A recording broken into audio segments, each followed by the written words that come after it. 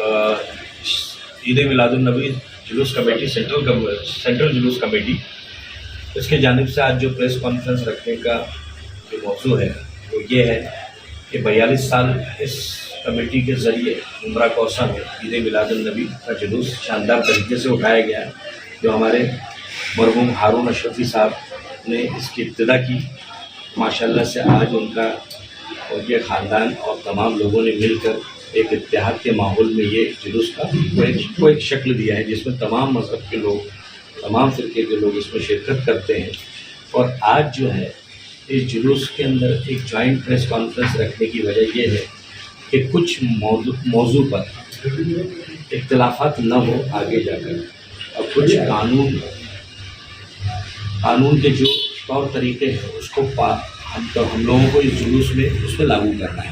और लागू करने के लिए हम चाह रहे थे कि सीनियर साहब अपनी तरफ से कहें, क्योंकि अगर हम लोग कहेंगे तो एक अवाम में ये चाहेगा कि जाएगा एक मैसेज कि भाई ये हम लोगों पे ज़ोर ज़बरदस्ती कर रहे हैं, हमको मना कर रहे हैं। लेकिन हम किसी चीज़ के लिए मना नहीं कर सकते, क्योंकि मजहबी मामले में हम किसी चीज़ को मना नहीं कर सकते। लेकिन हाँ, कानून के दायरे में भी चलना हमारा फ़र्ज़ है। हमारे नबी सल्लल्लाहु अलैहि वसल्लम की शान में हम जो जुलूस उठा रहे हैं, तो उनके कहे हुए रास्ते पर चलना भी हमारा फरीज़ा है, हमारा फ़र्ज़ है। तो हम कानून को ध्यान में रखते हुए अगर जुलूस उठाएंगे तो एक अच्छा मैसेज भी जाएगा आवाम में, और मकसद इस्लाम और मकसद रसूलुल्लाह भी लोगों को समझ में आएगा। अब ये है कि जुलूस की शक्ल ये होगी कि हम यहाँ से इस ऑफिस से निकलेंगे और गरीब नवाज मस्जिद में हज़रत मोइन मियाँ साहब जो है उनका इस्तकबाल होगा।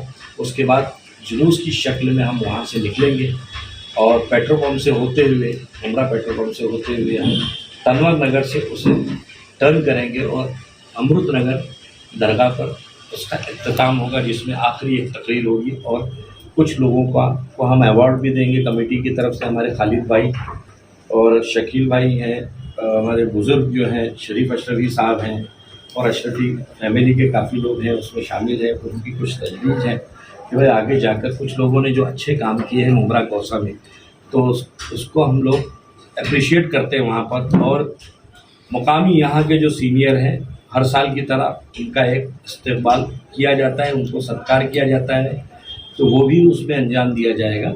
और मौलाना अली असगर हैदरी साहब आखिर में इख्तितामी तकरीर करेंगे और मौलाना मोइन मियाँ साहब दुआ करेंगे। इसके अलावा कानूनी एतबार से जो भी है वो जानकारी हमारे सीनियर साहब अशोक कटलक साहब हमारी रिक्वेस्ट पे यहाँ पर आए हुए, और अभी इसके बाकी कुछ जानकारी है आखिरी जो हमारे खासतौर पर डीजे को लेकर भी एक शहर में चर्चा है कि उस पर जो है ना बजाया जाए, रोक लगाया जाए, तो किस तरह का आपका पूरा प्लान है?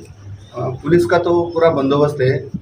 वैसे तो मैंने कमेटी को भी सूचना की है कि आप जो जुलूस निकलता है उसमें कौन सा भी डीजे नहीं होना चाहिए, नहीं तो उसके ऊपर तुरंत सख्त कार्रवाई की जाएगी। दूसरी बात, जो रोड पे या किसी मोहल्ले पे जो लगाते हैं उनके ऊपर भी कार्रवाई की जाएगी। नाके पे उनके ऊपर भी कार्रवाई की जाएगी। ऐसा मैं सभी भाइयों को या सबको मैं सूचित करना चाहता हूँ कि ये आनंद का महोत्सव है, ये अच्छा महोत्सव है, इसमें कोई बाधा ना आए, इसलिए डीजे स्ट्रिक्टली बंद किया गया है।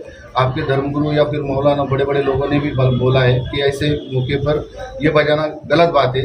तो ऐसे जब भी ये जुलूस निकलेगा या फिर उसी दिन 9 तारीख को कोई डीजे बजाएगा उसके ऊपर सख्त कार्रवाई की जाएगी। दूसरी बात, जो बाइक चलाते हैं वो ट्रिपल शीट या फिर स्टैंडबाज लोग या फिर विदाउट लाइसेंस वाले, उनको मैं सूचित करना चाहता हूँ, उनके ऊपर भी कार्रवाई होगी।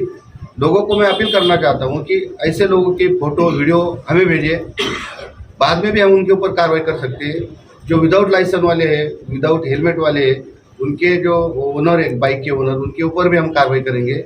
और उस दिन हम सबसे सख्त कार्रवाई करेंगे। जितने भी वीडियो या फिर फोटो आएंगे हमारे पास, बाद में उनके ऊपर कार्रवाई होगी।